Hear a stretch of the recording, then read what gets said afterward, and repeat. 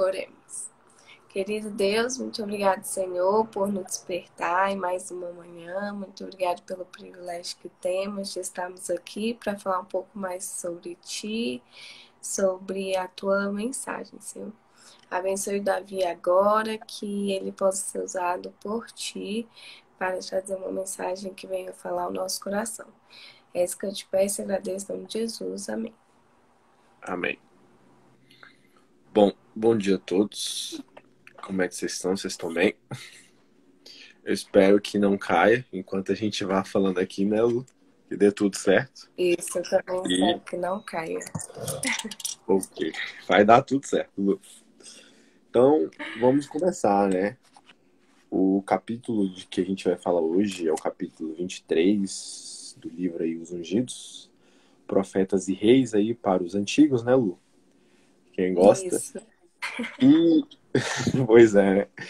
E o capítulo 23, eu confesso que é um capítulo um pouco triste, né? Porque mostra a queda de Israel, mostra o que acontece quando você, filho de Deus, foge do caminho do Senhor, se esconde, não tenta pelo caminho da misericórdia e tenta de toda maneira não se reconciliar com a Trindade.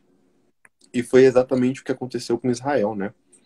Israel estava aí nos seus últimos anos, antes de ser tomada pelos assírios, e se vangloriava com o seu poderio bélico e com o seu poderio político também, né? Com as suas concessões, com seus pactos com os povos pagãos. E tentava demonstrar que aquilo dali era a glória de Israel. Deixou deuses estranhos, deuses menores, né, entrarem dentro da cultura do povo escolhido. Deixou que a apostasia, a luxúria, que a corrupção, a injustiça adentrasse. Não só nos palácios, como também nas mansões, nos tribunais. Tanto que Amós até claro, né, ele fala, vocês mergulharam na corrupção. E foi exatamente o que aconteceu com o reino de Israel naquela época. Afundou tanto em corrupção e violência, principalmente. A Ellen White, ela deixa isso claro, que a violência naquela época, e eu até fiquei surpreso com isso, porque eu não sabia que tinha chegado a esse ponto. Fala que a violência naquela época, a apostasia, chegou a tal ponto como nos dias de Noé. E Deus a todo momento tentou se demonstrar um Deus misericordioso, um Deus bondoso, um Deus que a todo momento tentava se reconciliar com o filho, que rejeitava à torta e à direita a mensagem do Pai.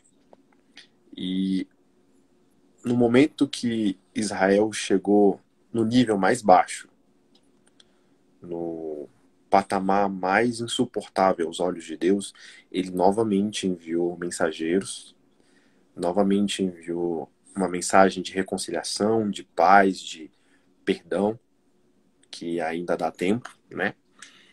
E não foi exatamente o que aconteceu. Israel se voltou contra o pai e, infelizmente, foi completamente tomada pelos assírios. Mas um dos pontos interessantes que eu acho que é relevante falar é que mesmo na justiça de Deus acontecendo contra Israel, ainda assim ele foi misericordioso. Essa punição, por assim dizer, na verdade, a consequência dos atos de Israel aconteceu de maneira gradual, não foi de uma vez só. Foram aos poucos. E ainda assim Deus foi misericordioso com Israel. Não deixou que fosse completamente destruído. Mas, infelizmente, a consequência foi muito severa. Israel foi separada. O povo voltou a ser peregrino, né? E a cultura, o Deus vivo ali se perdeu entre os povos pagãos, porque os israelitas foram separados para quase todos os cantos ali, né?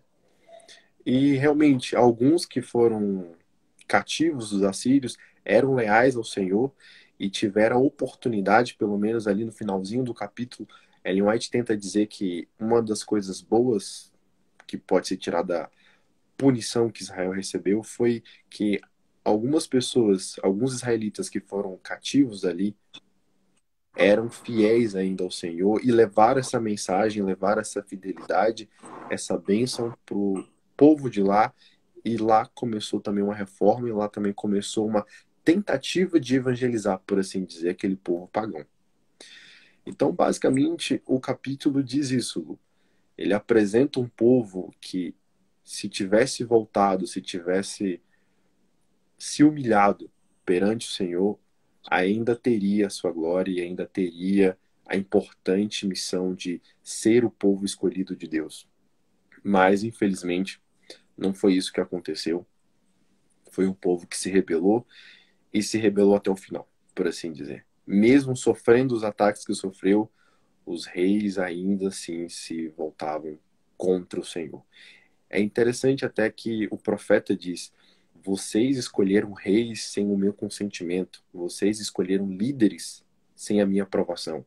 Então aí deixa bem claro que Deus participava intimamente ali na organização do seu povo.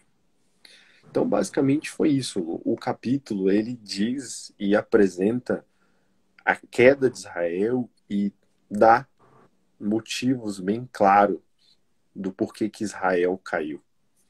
Mas também apresenta a salvação, apresenta um Deus a todo momento, até o último segundo, por assim dizer, tentando se reconciliar com o povo.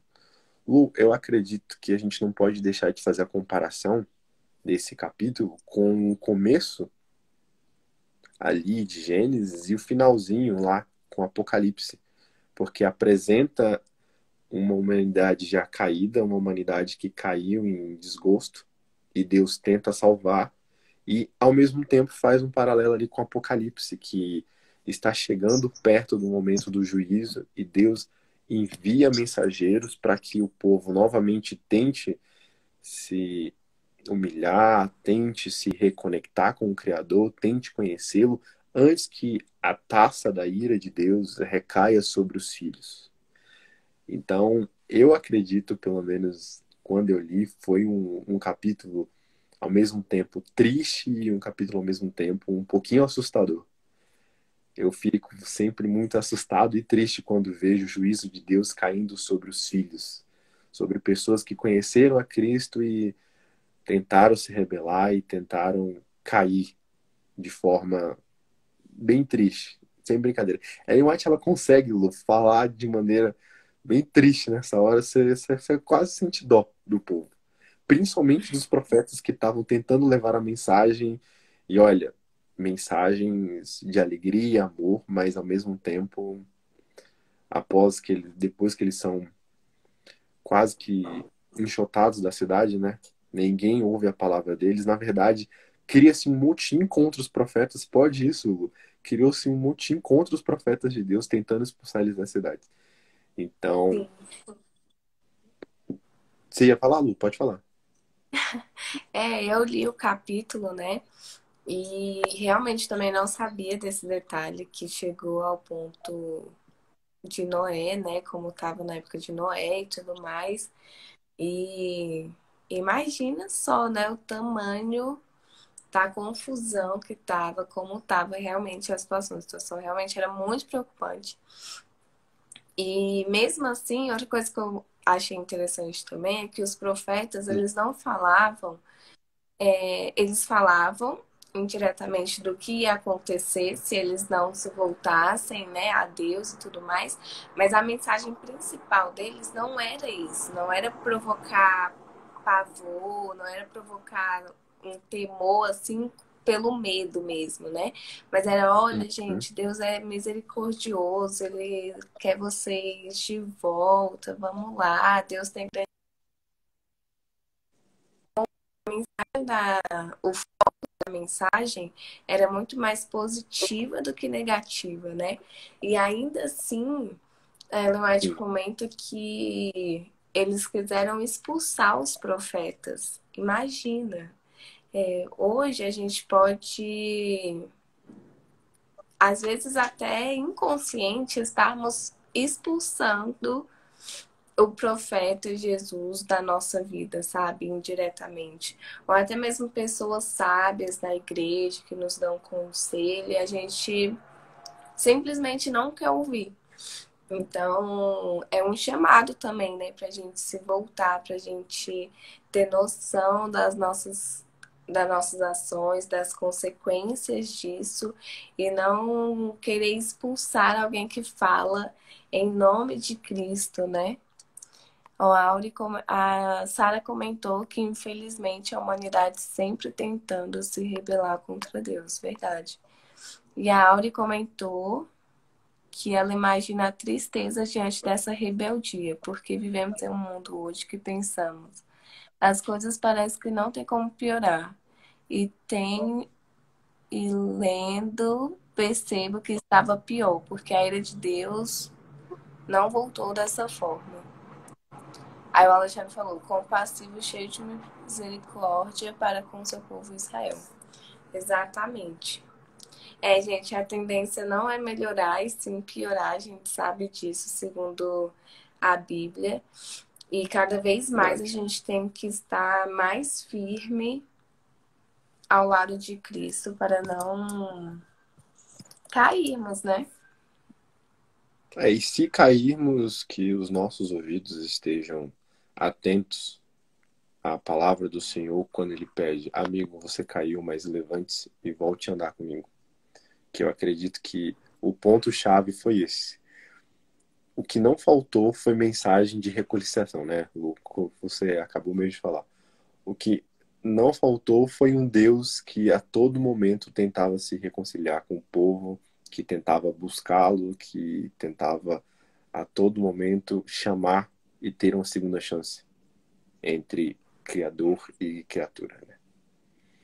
Mas infelizmente o povo não escolheu, e o que eu torço para que essa semana a gente possa ter é um ouvido e uma cabeça mais humilde, caso a gente em algum momento se rebele contra Jesus, contra a Trindade, que a gente possa se humilhar e tentar voltar aos pés de Cristo. Verdade. A Sara comentou aqui que a gente precisa nos fortalecer em Cristo, precisamos vigiar. Falou também que Já. Deus sempre enviava alguém para dar uma mensagem de advertência, sim. Então eles nunca foram Autocuidado, né? pegos de surpresa. E Exatamente. a Auri comentou que pede misericórdia de Deus para seu povo que luta para estar ao seu lado. Verdade. É uma ótima oração. E é isso, gente. É um capítulo muito bom.